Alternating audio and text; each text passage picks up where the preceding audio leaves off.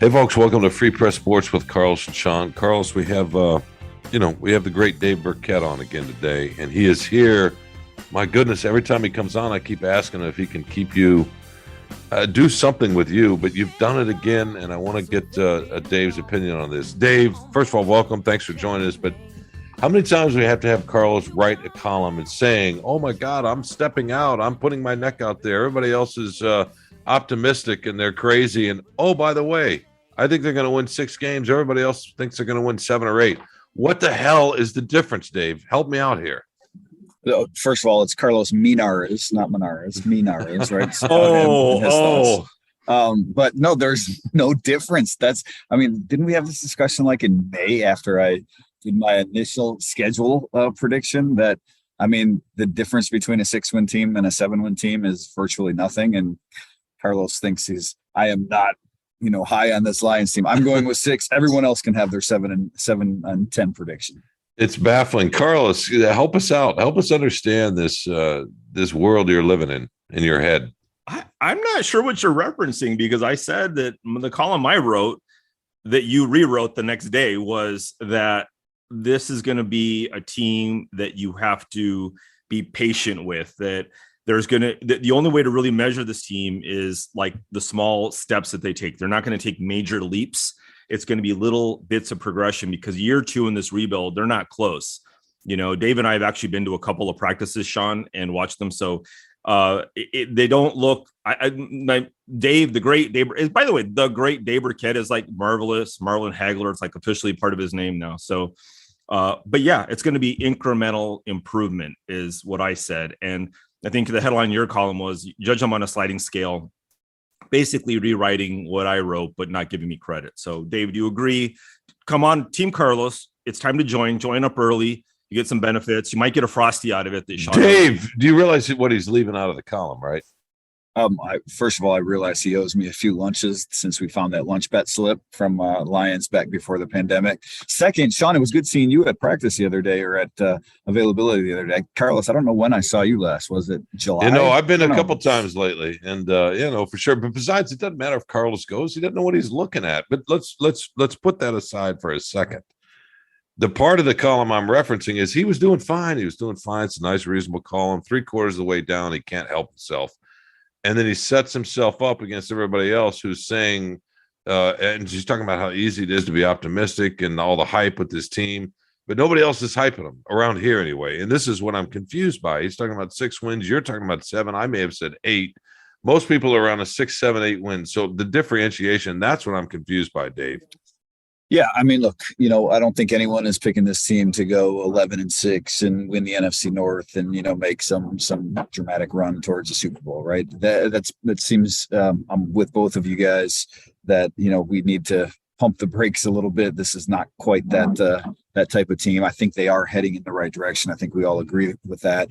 But it's tough not to be when you're coming off a 3-13-1 season. So let's be honest about that too. The reality is that this is going to be a big year for Jared Goff. This is a big year for Dan Campbell, in some ways, and I think Aaron Glenn in that defense. And so if they take some steps in the right direction, and whether that ends up being 6-11 or 7-10, or maybe they win 8 games, I think progress is. It's tough to say and judge exactly what it's going to look like right now. But I do think at the end of the year, we'll be able to tell if they made substantial progress or not. Carlos. Well, there's the thing with the hype is I didn't say it was you or the sports people or the report, whatever. It's in general. It's the national fans. No, you're right. Nationally and fans, there's a lot of optimism about this team. A lot of optimism, and if you read the whole column, Sean, which you probably didn't, but I did. It mentioned the sports book stuff, right? The betting odds and all that. The Campbell at one point very recently was the odds-on favorite to be coach of the year. That the Lions are in there to maybe make the playoffs as a wild card. So that kind of speaks to the optimism, maybe outside of Detroit more, and things like Hard Knocks. By the way, I was disappointed because I mentioned Hard Knocks in the press conference that I was at, Dave, last week. I didn't get actually on Hard Knocks. I was very disappointed in my one chance to be famous. Carlos Minares, Sean. Minares. I raised my hand. No, for sure. Okay, Carlos, I want you to finish. I have receipts here, though. Let me just read this real quick. And then you can, take it away. I'll shoot it down. This, Dave, this is from Carlos. This is, 3/4 of the way down, more or less, of his column a couple of days ago. If you want to, and this is after he's talked about how we need to pump the brakes a little bit, 6 wins, whatever. If you want to write this off as me being overly critical or pessimistic, I want you to know something. It's easy to be positive and hopeful, but there's no accountability when it comes to blind optimism. But I'm not going to lie to you about what I've seen and heard about this team. I'm not going to fill you with false hope and narratives about colorful players and Campbell's even more resplendent news conferences. That's not fans, right? That's beautiful writing, by the way. I have to say. No, it's a excellent. little. Yeah, there's like 6 butts in there. Other than that, though, it is. It's nice writing. I'm not going to fill you with false hope and narratives about colorful players and Campbell's even more resplendent news conferences. Dave, does that sound like he's referencing fans? Oh, I mean, Carlos, I think Sean makes a good point there. I don't know who you're. I mean, it couldn't be referencing anything that I've written, but I don't know who you're referencing. Yeah, or who that this is. No, but look, I mean, I think the straw man. The sometimes we speak in these generalities, but there is a lot of optimism about this team this year, and there is from Vegas, and Vegas is a one story, right? That's about money, and there's different things that go into some of those lines, and but I think realistically, if you're the level of optimism is because no one expects them to be a 3-win team anymore. I mean, they've finished in last place in the division 4 straight years, right? So people they look at the division, they say, there's some winnable games there, and the Bears are the worst team in the division now, and the Lions should win some games, and they like Hutchinson, and they like what Dan Campbell is doing. But I think most people realize that this is still a flawed team. Yeah, well, the thing with the optimism is it's not just a lot of the hype that let's just face it. Sometimes we get into we play into that hype with these features on players, and isn't this guy great? And and that's hey, listen, that's part of just the transactional business of being in journalism. Is you're going to write some negative things, you're going to write some positive things. I mean, Malcolm Rodriguez right now is a mythical creature like Bigfoot or something or whatever. I mean, he's an amazing first round. I think Dave's going to vote him in first ballot Hall of Fame. But beyond that, the thing about it is that like the stuff with DeAndre Swift, right? All this crap about him, 1,000 yards receiving and 1,000 yards rushing. All right, when he doesn't get there, who's going to hold him accountable to that? Who's going to say, oh yeah, you talked all this big crap, all this big talk, all this big, you can be a Pro Bowler, you can be a whatever, blah, blah, blah. When it doesn't happen, nobody ever holds them accountable. Nobody ever says, what did you say in August? Why didn't that come true? What do you mean hold them accountable? Carlos, what do you mean hold them accountable?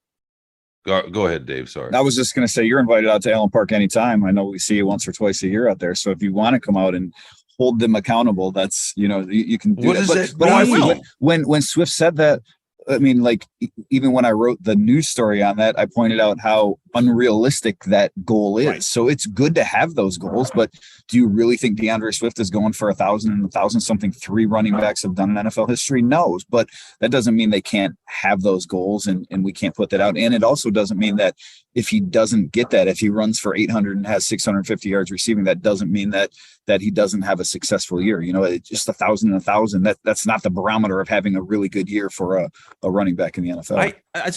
I recognize that this dovetails to the whole Deuce Staley wanting to make him the next whatever, Barry Sanders or something, next great player. He wants to make him great. It's all part of that, right? Putting that in his head. You have to believe that you're going to be great. So he wants to get 2,000, maybe 3,000 yards, whatever the hell he's talking about. Yeah. And I'm not saying if he gets to 999, I'm going to say he's a failure, but if he falls far short of that, and I'd rather have him talk about more. Let me just stay healthy. Let me just be there on the field all the time. Let me just make sure that I can get play through that stuff. That's boring. No one wants to write that. Right. Nobody wants to write that. The good headline is 1,000 and 1,000. And I think all the fantasy owners just had conniptions and strokes. Like, oh my God, DeAndre Swift got to pick this guy up. I mean, but do you really want? I mean, I know you've Based on bashed what? Matthew Stafford for talking in, generalities and not saying anything, and Jared Goff and all these people that do that. I'd much rather cover a colorful player, a player who has some high aspirations for themselves and shares it and is willing to put themselves out on the line and say, this is my goal. If I fall short, oh well, I can still have a successful season. Let's just backtrack here for a second, though. What the heck do we mean by accountability? I mean, the Tigers are a good example of this. There was a lot of optimism coming out of spring training. The organization itself was talking about playoffs.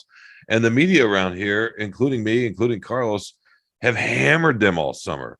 And that's exactly what will happen with the Lions. It's always what happens. So I don't understand this alternate reality that our boy is our brother is living in here. I think honestly, you said boy. I think you meant boy. Well, that's a term. No, I stopped that because that's a term of endearment.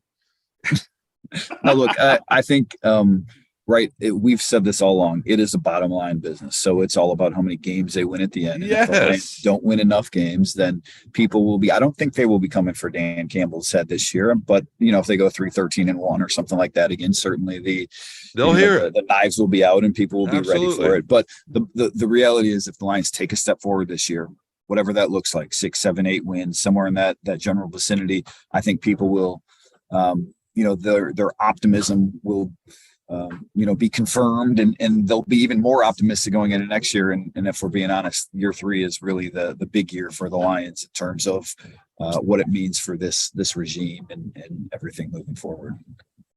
Carlos, we'll give you the last word on this, whatever this is. Is Jared Goff the starting quarterback midway through next year, Dave? Oh, that was a pivot. I know, right? I thought he was. I'm sort of shocked.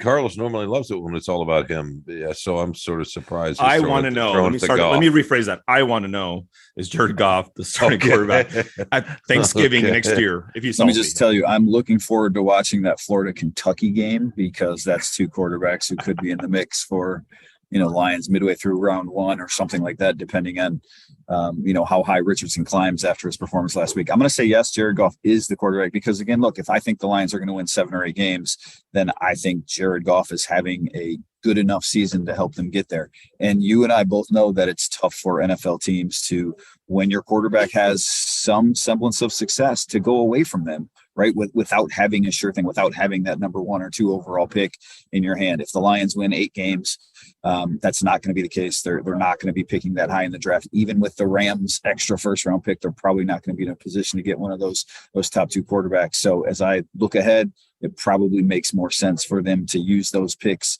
to bolster the rest of the roster. They are invested in Jared Goff right now. We all know there's an out that they can get out after the season if Jared does not have a good season. But the way he's looked this summer, and I guess my projection for what their record will be, I could see them rolling with him for another season for sure. Well, you've written he's looked good. Sorry, Carlos. You've written he's looked good, Dave.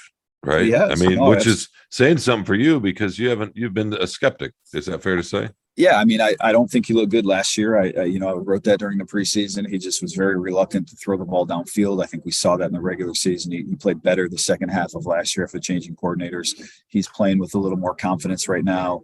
In fact, I know we've been plugging Carlos's story all morning here, but Sunday I will be writing about Jared Goff. I talked to Brad Holmes the other day. Brad Holmes said this is the best Jared Goff has looked, even going back to 2017 and 18 when he helped the Rams reach the Super Bowl. So, I don't know quite about that, but Jared Goff has looked good.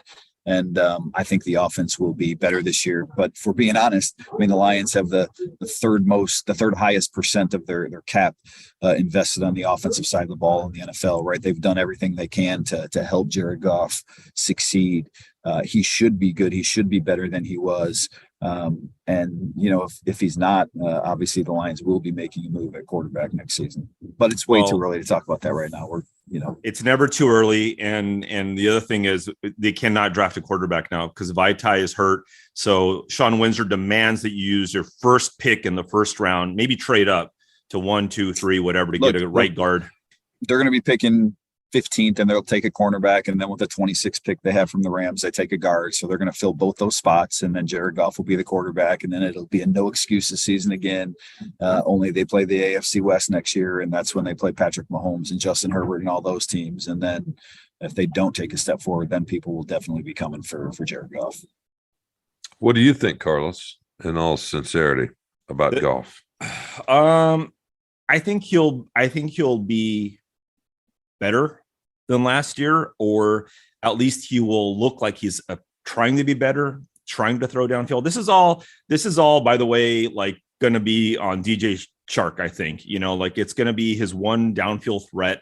He can't be just dumping it off to Swift, but I think there's going to be concerted effort, because at all the press conferences last year, and he started getting a little, like touchy about it when, the intended air yards. Dave loves the intended air yards and always throwing it out there like, oh, intended air yards, what's that? He got kind of next gen stats, baby. Good next gen stats, yeah. And it's legit.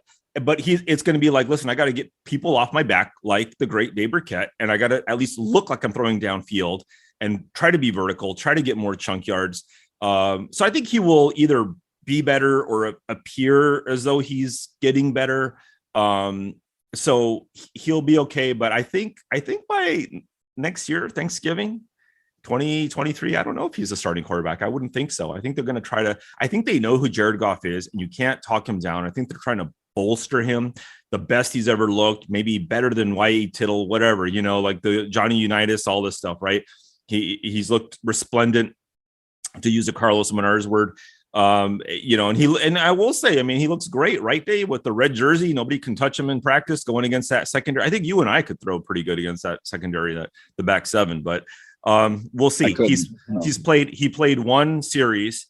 I think he handed the ball off almost every play. And that's it. We haven't seen him really play. You saw him in Indianapolis. So Sean and I don't get to travel to exotic places like that anymore. But when we see him actually play a really good Eagles team, that's going to tell us a lot.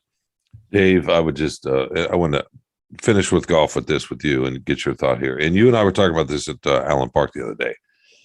When he did the Super Bowl year, Goff Super Bowl year with the Rams, I remember watching that team. That team, I don't know, 4 or 5 times probably that year. They were, in, as we mentioned the other day, and I was saying to you, they were fun to watch. And I know they had Todd Gurley, and that was part of it. But part of what made them fun is that he flung the ball all over the field and downfield fairly often. And a lot of that was off play action, obviously, but he threw a nice deep ball. And then who knows exactly what happened that sort of led that descent the next couple of years, but he's got it in him because we saw it, right? And who knows what he's going to be. I'm not with Carlos. I mean, if he shows any of that this year at all, of course he'll be the quarterback next year. I mean, that's the more reasonable thing, as you say, Dave. But I'm just curious, what did you think of Goff back in that time? Because remember how people talked about him back then? Wow, this is one of the best young guys in the league. Right. It's hard to believe it's the same guy that we watched last year. No, I remember that. I think it was, we were talking the other day, right? 52 game with the Chiefs and Patrick Mahomes. Yeah. And you certainly came away from that thinking like, wow, these are 2 really good young quarterbacks and 2, really potent offenses. And look, everyone knew Todd Gurley, huge part of that team, right? When he fell off, I mean, the Rams fell off a little bit, end of that year, next year, as injuries mounted, as his knee problems took over. Sean McVay certainly deserves a lot of credit because he is, it's not hyperbole to say he's one of the best offensive minds, I think the NFL has seen in recent history. So there's a lot of dynamics there. But look, Jared Goff was a number 1 overall pick for a reason, right? So he doesn't lack talent. I think maybe he lacked confidence at some point in time, or maybe, a lack of, a chip on your shoulder, right? When you're the number 1 pick and you go to the Super Bowl and then maybe your confidence gets beat down by your coach, it's tough. And then you get traded and things aren't going well. And now all of a sudden people are doubting you. Maybe that's what we're seeing with Jared Goff a little bit, is that there's a little more purpose to what he's doing. And some of the ownership the Lions have given him in the offense, is starting to pay dividends, right? They made him feel wanted. So he feels this offense is his, and all of a sudden, maybe that's why things look better. But look, at the end of the day, if you're going to replace Jared Goff next season, you gotta, from an NFL team's perspective, you got to have an upgrade. And I think the Lions are going to be good enough this year, and Jared Goff is going to play well enough this year that I don't know how the Lions are going to go about upgrading that position. That's why I say, to get back to the initial question here, if I had to pick right now, Jared Goff would still be, or predict right now, I think Jared Goff would still be the Lions quarterback at this point next year. That's the final word, Carlos. That's the last word on Goff, right? It's the great Dave Birkett. Who are we to argue with that? Let's take a quick break, and then Dave, do you have a few more minutes for us? Sure, we can do that. Okay, we'll take a quick break and talk about the rest of the team, and we need to get back to Carlos. We're not talking about him enough either. We will be right back with more Free Press Sports with Carlos and Shaw. My name is Kerry Jr. II. I'm a podcast producer and reporter with the Detroit Free Press, and now the host of Freep's new weekly podcast, On the Line. Our job is to understand the issues and the people that the issues affect in our state and region and tell the news. I want Detroiters, I want Michiganders, I want Metro Detroiters to hear themselves and maybe get a sense of peace in this podcast. Maybe not in the topics we're covering, but in the sense that we're the Detroit Free Press. And you can come here to know what's happening and trust that we're going to tell the truth, give you the facts, and do it authentically. We're going to give you the voices that are in those areas, whether it be in Owasso, whether it be in Petoskey, whether it be in Birmingham, Warren, Grosse Pointe, Southwest Detroit. We're going to give you what it sounds like to be there. So every Friday in your feed, wherever you get your podcast, when you press play, we want this podcast to sound like home. We want it to sound like Michigan. We want it to sound like Detroit. And I think that's all I got. So let the journey begin.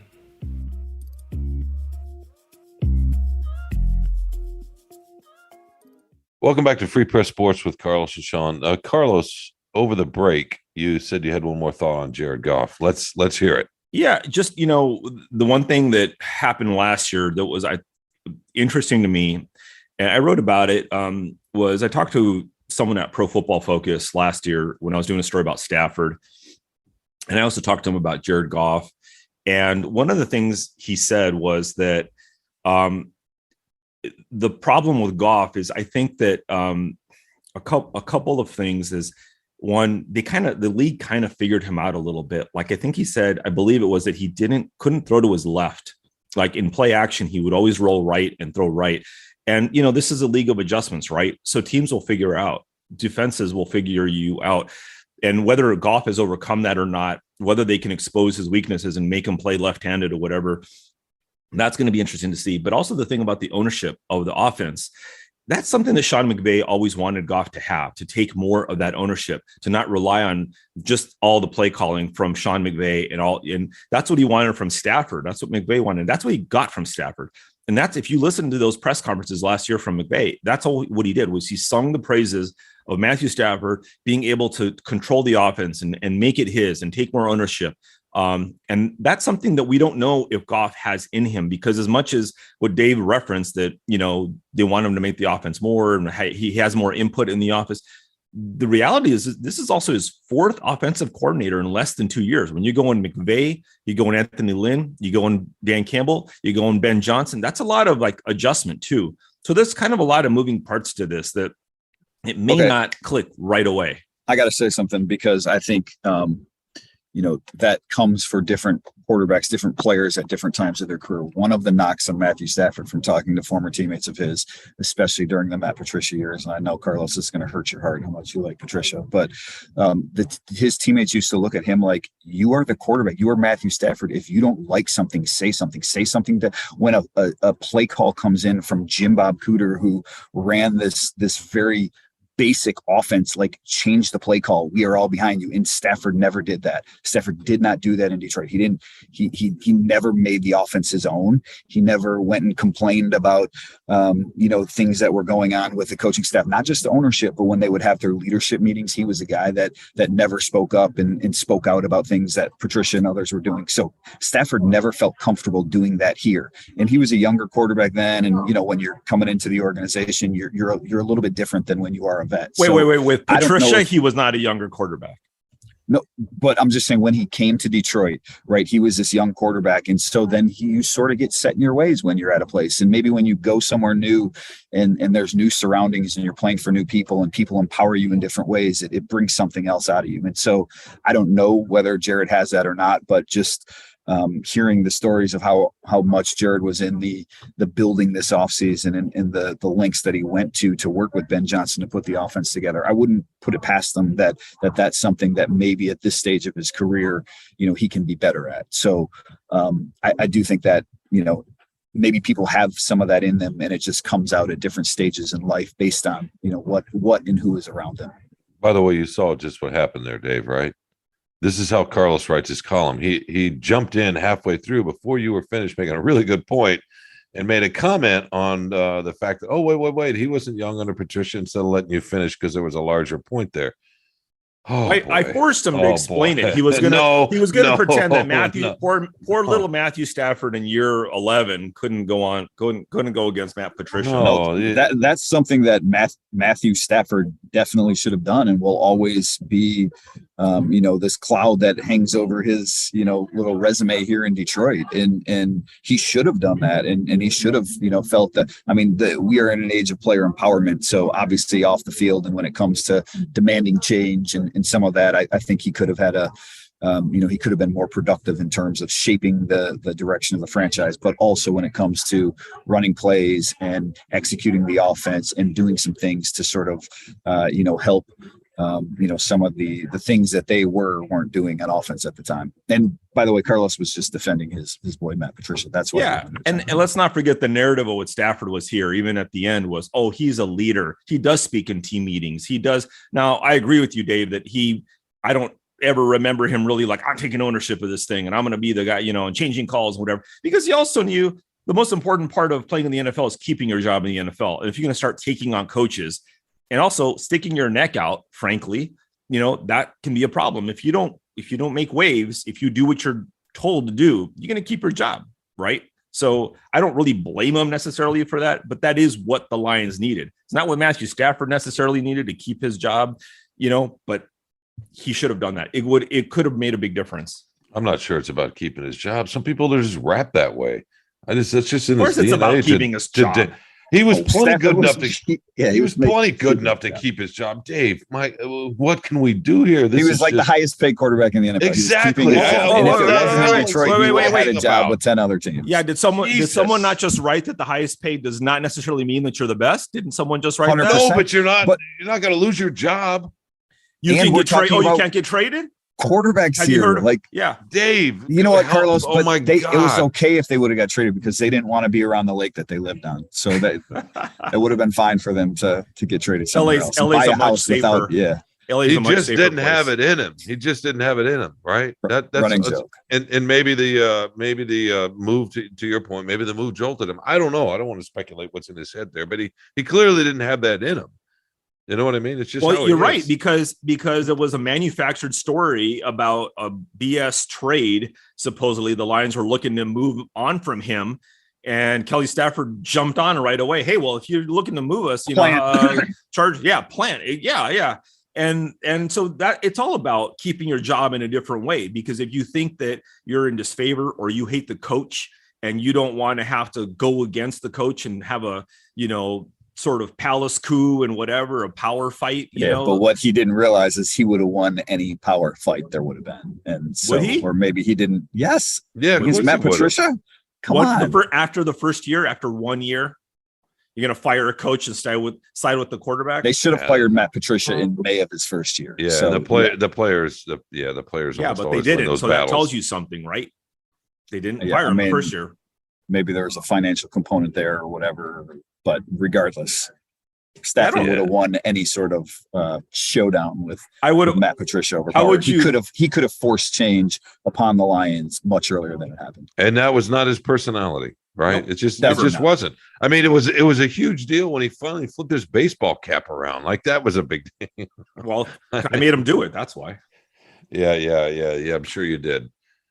Oh my goodness! Yeah. All right, Dave. Let's talk about this team, the rest of the team, and I think we've talked about Jared Goff enough. That you've mentioned the offensive weapons. Let's talk about the defense, though. What do you see there? And I want to hear Carlos's thoughts on the defensive side of the ball too. I mean, they're sketchy on that side of the ball. Let's put it like that. That's generous. I think there's, Aiden Hutchinson is going to have an impact. As Carlos said, Malcolm Rodriguez he's headed for the Hall of Fame. I think there are some parts on that defense, right? Charles Harris has had a nice camp and he was coming off a really good season. So I do think they can have a pretty good pass rush, but the back seven in particular, there are a lot of questions about it.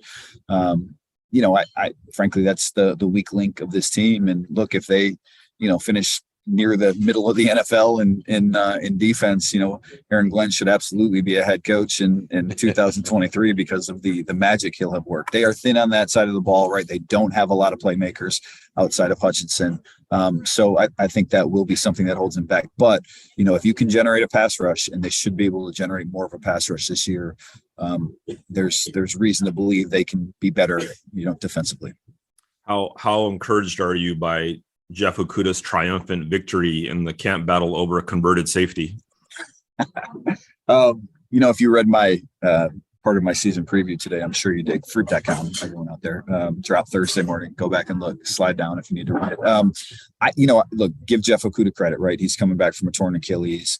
I think there's a lot to be said for where he's at in his return from that. But Carlos, as you just alluded to, let's not go too far, right? He beat out a converted safety. Will Harris appeared to lose confidence to my untrained eye over here as I watched him from afar. And I think Okudah, while the talent is still clearly there, there's going to be some hiccups coming back from a torn Achilles. And I think he's going to have some up and down parts to this season. He'll break up some passes, intercept a ball or two, and he'll get beat for a big touchdown. So I'm not ready to say Jeff Okudah is that number 3 overall type player that you expect when you take him that high in the draft. But it's good that he's back where he's at, that he's won the starting job. That can only be a good thing for the Lions secondary. I just want to make a point. You guys obviously know this, but just a quick point about Rodriguez, and that is, look, it's a fun story, right? And journalists love that kind of thing. But what makes it interesting is not that he's going to be some Hall of Famer. I don't think anybody's saying that. It's just the fact that he may find his way on the field as a 6th-round pick. That's all it is, right? That's really all it is. Well, as the preseason hype train gets rolling, people do have these visions of grandeur in their head, right? That, wow, we got this 6th-round pick and he's gonna be this Pro Bowl player for us. And so I do think people dream a little bit in the summer, but yeah, realistically, 6th-round pick, undersized guy. There's a reason he was a 6th-round pick. He can be a very good player for them, but it's going to take time, right? He's not going to step on the field and be Mike Singletary. No. And so I think he will probably start week 1, though. And the Lions have said, Dan said early in camp that, they probably use some sort of rotation at linebacker. Maybe it's Chris Board that plays in 3rd downs and Derek Barnes is going to see some time in certain packages. So, but there's no doubt that Malcolm Rodriguez has played much better than you would expect from 6th-round picks. He looks advanced for his age at that position, his lack of experience at that position. I think he's going to be a pretty good player for the Lions right away as a rookie. Yeah, I think that's the nice thing about him is you see that effort. You see that kind of player that Campbell and specifically more probably. Both of them, Campbell and Holmes, want to see, the guy, the try-hard guy, the effort guy. You see it on the line, right? With Charles Harris, you see it with Aiden Hutchinson, and that's kind of what they want to instill is guys who are trying hard, working hard, not quitting. I think there's a belief that that's the kind of player who's going to win in the NFL. And if you're not always, talent's important, obviously, but you need that. And maybe it's a little contagious too, if that's the kind of player that we're going to get. But the problem with this defense really, is that the back 7 is very, very questionable, very shaky. And that's before they get hurt, and they're going to get hurt. There's very little depth on that side of the ball, especially the back 7. It can get ugly if they get hit with injuries quickly or, that linger. They should get some players back. Romeo Quara, right? He's going to come back at some point soon, hopefully. But when they get hit by injuries, that's what's going to be. That's the thing with bad defenses is they're not just that they're just bad. It's that they don't have any depth. And so when you start going through the middle of the season, then really start getting exposed. Yeah, that's part of where the Lions are at right in the rebuild. This is year 2, so depth is still the biggest issue. I think they could use one more playmaker, especially in the back end on that defense, and then depth is the thing that can hold them back. I mean, I really like what Dan said the other day about the strength of our team, right? You don't look at this team as being Aaron Donald's team or Patrick Mahomes' team, or it doesn't rely on one unit or one person. The strength is the team itself, right? And I think there's that's exactly who the Lions are. But that being said, they still are thin compared to some of the other teams. They still are pretty young compared to some of these other teams in the NFL. And you're right, Carlos, injuries are inevitable in the NFL, and when you lack some of that depth, that's when it tends to take the toll on you, midway through or later on in the season. Well, here's the thing with and as really as good as Malcolm Rodriguez played in training camp, if you watched Hard Knocks, one of the big indictments was Kelvin Shepard, the linebackers coach, in the linebackers room, yelling at his linebackers saying, a rookie, a 6th-round pick is out playing all you fools. Somebody's got to step up. He was mad. He's like, Jared Davis should have beat him out. Jared Davis is on the practice squad, right? I mean, not exactly the same position, but like he was mad. Like, how is this undersized rookie beating all you guys out? Malcolm Rodriguez should be a depth player. He shouldn't be a starter, because they should have better players in that linebacking core. So that's kind of an indictment of where they're at in their roster build for the linebackers, at least. Possibly, or it's just there's some element of that, but Rodriguez looks good, man. He had a really good camp. I mean, I know they've said it right. His ability to key and diagnose plays is extremely advanced. And, Brad sort of seemed to indicate that being a quarterback in high school was something that, maybe has sped that along. He's a physical player. He's made plays on special teams. I think he's going to be a good player. And Kelvin was certainly pushing those guys along. But you're right. I think, the back 7 in particular, they lack depth there. It was also because he was a wrestler like me and Matt Patricia. So it takes a little sharper mind to get to play that position or that sport. He's also fast, right? So that helps too. They're all fast. What's that? You're not fast? They're all fast, except you. No, they're not really all fast. I mean, relative to us, absolutely they're all fast. But in any case, before we let you go, Dave, I'm curious what you think about kind of the context of how we judge this team. As Carlos mentioned, I wrote a column that was, I don't even when to run yesterday, and somebody put sliding scale in the headline maybe. And by the way, that's the idea of context and relativity is how I've more or less written my column since I started writing columns 5-6 years ago.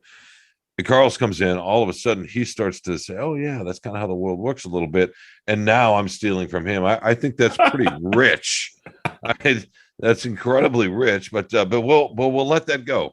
Well, we won't let it go completely, but in any case, Dave, how should Carlos and I are in agreement, obviously, and we generally do. We just we like to do this for fun. How should we view this team and the idea of success this season?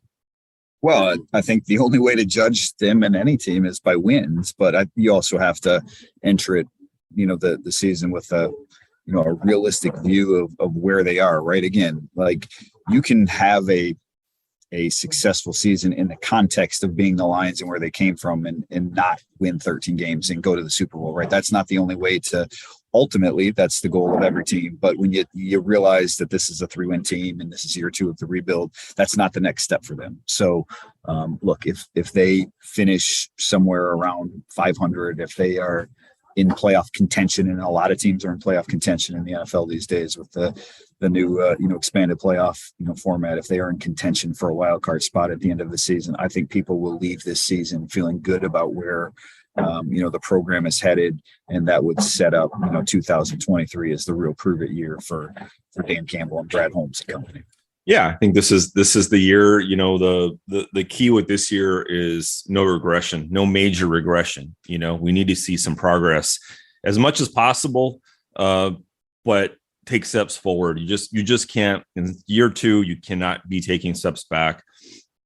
Unfortunately, like the push is going to be if there's all kinds of injuries, then it's going to be really hard to judge where they are. But hopefully they stay healthy and we get a better read on this team in year 2. And Sean's dream of making the playoffs happens, and he gets to go to an exotic city like I don't know. Where do you want to go? You want to go Philly? Name your playoff city, Sean, where do you want to go for the first round for the He's wild a card? Texas guy. You already know this, Carlos. Come on. Okay, Cowboys. You're going against Cowboys. I've actually been to a playoff game there. No, let's go someplace else. I don't know, New Orleans. Ooh. How about that? I like it. Yeah, that'd be great. All right, Dave, we got to let you go. You can only say and take up a table at the coffee shop you're in for so long without having to buy another cup of coffee, and we all know you don't want to do that, right? No, I'm cheap as they come. So no, I don't mean that. I just mean, you'll get too jittery. You're an entrepreneur, man. I don't drink coffee. I don't drink coffee. Okay. So you're an entrepreneur, right, Carlos? He's not cheap. Oh no, he's saving his money for mostly for sports leagues for his kids because he loves them so much. That's true. Carlos is right about that. Yeah, no, for sure. His house was paid off when he was 30. I mean, stuff costs so much these days. We could all benefit from that. Well, anyway, Dave, look, man, great to have you.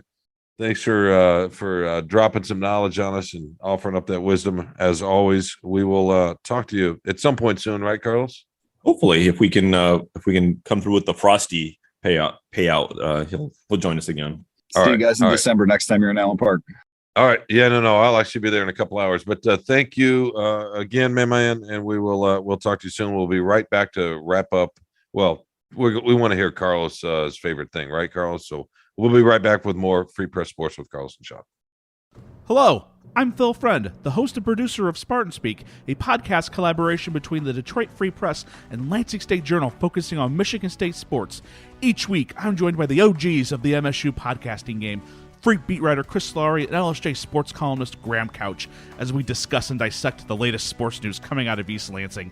Not only is Spartan Speak one of, if not the longest-running MSU sports podcasts out there, you won't find a show with two people as clued into the Spartans as Chris and Graham, each of whom have spent a decade-plus covering MSU and bring years of institutional knowledge and insight to the podcast. And once in a while, they'll let me throw out a take as well. Along with discussing the latest news, we'll break down the Spartans' last game on the hardwood and the gridiron. What went right? What went wrong? Jet sweep. Again? For both Mel Tucker and Tom Izzo, get you ready for the next game, make predictions, and so much more. We can also guarantee at least one reference to Kalamazoo every podcast. So if you haven't already, download, subscribe, and listen to Spartan Speak on Apple Podcasts, Spotify, Google Podcasts, or on your podcast app of choice. Welcome back to Free Press Sports with Carlos and Sean. It's that time of the show, Carlos. I think it's time for your favorite thing, and I have been waiting all week to hear it. What you got? Well, my favorite thing, Sean, is it's a two-parter. This week, it's the first part. Next week will be the result of it. But unfortunately, we have something called fantasy football.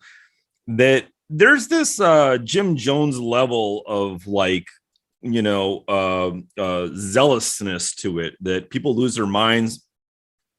I'm not going to mention any names, but there is possibly a producer on this show who's involved in it as well. And also we have another assistant sports editor on the show who is he's not on the show, but he works for the Free Press and he's committing to it. Our own beloved Jim Schaefer is committing to it. So it's stealing people from our softball team, from the Free Press All-Stars. And so because of that, Tony Garcia and I have been named co-coach for this one game only. And now we have to take the reins. We have to lead this team to greatness. And so I'm really looking forward to seeing what happens. I think it's either going to be a wild success or there's going to be like a mutiny and something bad happens to me and Tony, because it's not going to be Mr. Nice Guy coach. It's going to be tough. We're going to be running laps when we make errors. So we'll see what happens this week at Belle Isle, but I'm looking forward to it, Sean. And next week, my favorite thing will be the result of what happened this evening.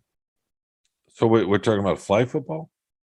No, softball. I've told you, if you come to watch us play softball in Belle Isle. Yes, but I was confused by the football talk. I'm sorry. No, it's stupid. It's fantasy football. It's stealing our people because there's a stupid fantasy draft. Oh, fantasy. I didn't hear right. Maybe I'm sorry. There's a draft. That's the whole thing. There's a stupid draft for the Free Press Fantasy Football League. I'm sorry. I misunderstood. I'm not all that bright. So yeah, it's stealing all our talent. Although I don't know if I call Schaefer talented, but it's stealing our players. So we're going to be probably a little shorthanded. Well, that sounds like a fun potential, right? Potentially fun. How about that? Yeah. Let's see. Yeah. I think it'll be great. All right. I'm going to be quick with my favorite thing. I've loved your ranking of the golf courses and the holes, and I think it was really fun that you finished with I never thought of U of M's course as a public course because for so long you kind of had to be associated with the university in some way, a student, an alum, working at the university, right? But to your point in the column or the piece, they open it up a little bit. But I drive by that course several times a week, going to places around town, and it's right across from the stadium. So it's just that was fun. But my point is, overall, I just thought it was really, really fun, all the work you put in, and sort of giving us a list and presenting us with some things to think about. And I know golf maybe in the public imagination has suffered a little bit in terms of spectatorship because of Tiger or the lack of Tiger, but I think it did well for us, and I'm glad you did that. I'm glad that I look at horse racing, boxing, all that we're losing a lot of that stuff, but it's nice to know that we still have some of these things out there. And you did a really great job with it, and it was fun to read. And the fact that you picked that course was cool. So yeah, that was my favorite thing. Thank you. And my second favorite thing, based off of what you're saying, is someone wrote in the comments something about, I think it was a Lions column, and someone tweeted, "This is so whatever, you're such a jerk. That's such a terrible column. This is why you were demoted to golf writer." That's funny. I almost tweeted him back, "Well, thanks for reading the golf stuff." So I appreciate it. Yeah. It was probably your burner account, right? Yeah, no, I'm sure it was. No, I don't have. Yeah, I don't even know how to operate a burner account. I don't even know how to operate Twitter. So there you go. But in any case, all right, my man. That's it. Any final thoughts? Parting thoughts? No. Oh, my final parting thought is, who we haven't mentioned, and I don't care because she's one of the people who's not playing this week. So I don't get to coach Anjanette Delgado as hard as I wanted. I was going to ride her hard, man. I was going to be like the Bobby Knight, man. I was going to be out there throwing chairs and screaming at her and everything and yelling at her, but she's can't play this week, Sean. So I'm really disappointed. Well, that's too bad. I think she just didn't want me to have an upper hand. She didn't want me to boss her around, basically. No, I'm sure. Yeah, it's all about the power dynamic. No, and we did not mention her, but there she is. I don't know if that reaches the quota or not, but we do what we can. All right, my man. It's good to be back with you as always. That was fun, and we love having Dave in. We will have him in again soon, right? Because who knows? The Lions are going one way or the other. The Lions are going to give us plenty to talk about. Next week we'll get back to some college football, and maybe we can even talk about your Tigers as they get ready to wrap this season up. But in any case, thanks for listening. Who do we need to thank, Carlos? We need to thank. Let's go with Kirkland Crawford first this time. Okay, all right, that sounds good. Who else? Executive producer Kirkland Crawford, other co-executive producer Anjanette Delgado. Yep. Amazing, extraordinaire producer Andrew Hammond, who makes this all possible. Who was just bumped down to third. Sorry, Andrew. Third. I'm sorry. Does he go first usually? Oh, no, that's okay. No, that's okay. He's our leadoff. Okay, I'm sorry about you're batting third though. That's pretty good though. Yeah, it is. It's not bad. Yeah, our cleanup guy, the big guy, Peter Baccio, editor of the Free Press. There we go. Those are the people. But where do they find this podcast, Sean? Where? Well, you can find it wherever you find your favorite podcasts: Apple, Spotify. And by the way, when you get there, subscribe. Give us a rating if you want. Give us a comment. Tell us how much you love Carlos and despise me. That's all good. That's all fair. We're just glad that you stopped by and listened. But most of all, Carlos, who do we want to thank? Me? Well, yes, you. And maybe the couple of listeners out there? The one listener, yes. The one listener. Our listener. Our beloved listener. Oh, God, yeah. We would not be here without you, so keep listening. That's you keep us going. All right, until next week, when we will be back with more Free Press Sports with Carlos and Sean, we will talk to you soon.